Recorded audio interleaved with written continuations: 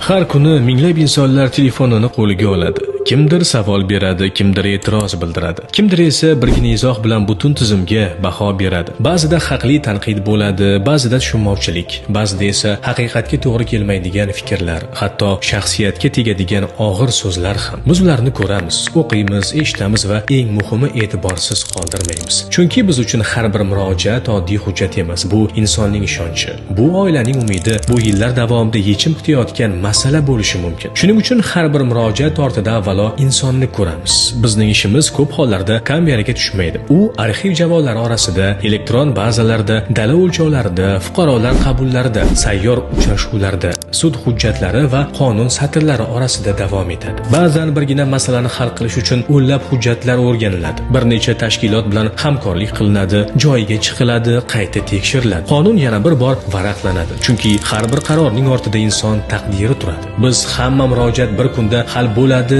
demaymiz.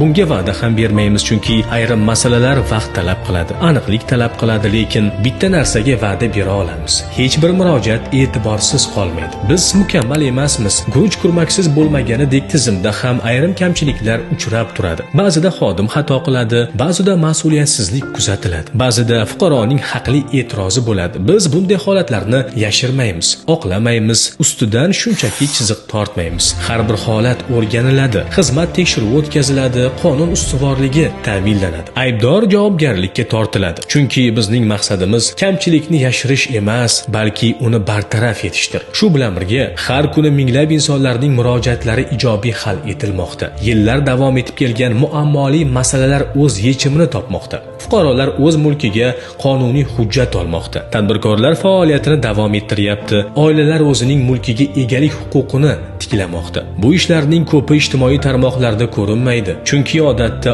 odam muammosi hal bo'lgach, u aksariyat hollarda gapirmaydi, shunchaki yashashda davom etadi. Lekin biz o'sha davom etayotgan hayotni ko'ramiz. Ana shu bizning eng katta natijamiz. Tanqid biz uchun to'siq emas, u mas'uliyatni yana bir bor eslatadigan ovoz.